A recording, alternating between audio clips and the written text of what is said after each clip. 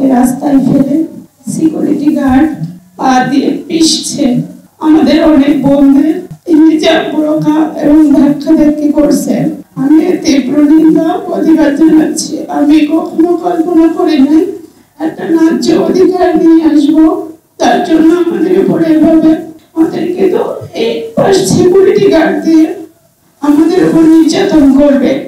তারা একবার ভাবলো না যে এখানে আমাদেরই সহকর্মী আছে, অথরিটি একবার ভাবলো না যে এখানে আমাদের সাথে এরা 4-5 বছর চাকরি করেছে। তারা সম্পূর্ণ অযৌক্তিক অন্যায়ভাবে আমাদেরকে চাকরিযুক্ত করেছে।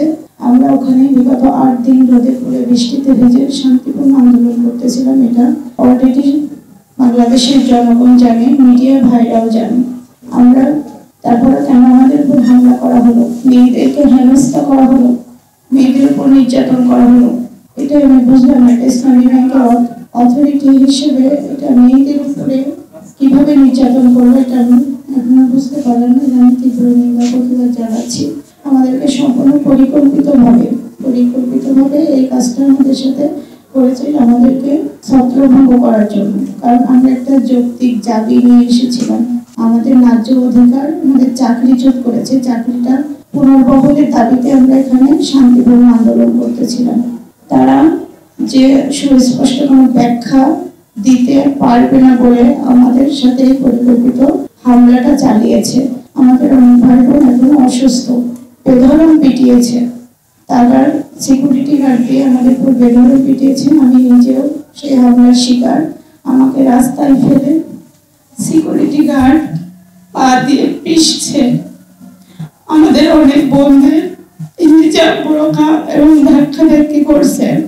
আমি তীব্র নিন্দা প্রতিবাদ জানাচ্ছি। আমি কখনো কল্পনা করি নাই একটা ন্যায্য অধিকার নিয়ে আসবো, তার জন্য আমাদের উপরে এভাবে আমাদেরকে তো এই পাশ সিকিউরিটি গার্ড দিয়ে আমাদের উপর নির্যাতন করবে। আমরা সবাই অনেক মর্মাহত। শুধু আপনাদের কাছে আমাদের একটাই অনুরোধ, সত্যটা আপনারা তুলে ধরবেন।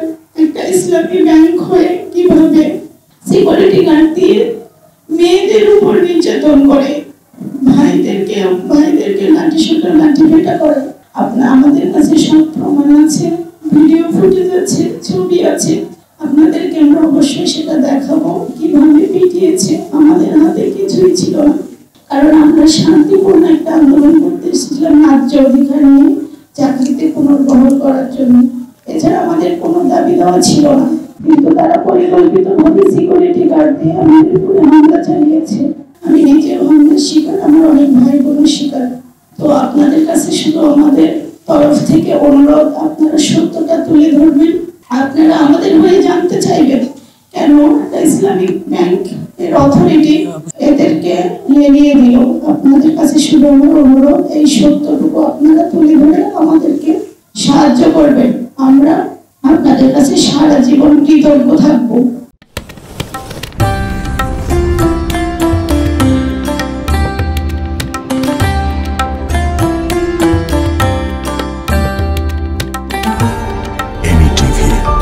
স্বাধীন বাংলার স্বাধীন কণ্ঠ।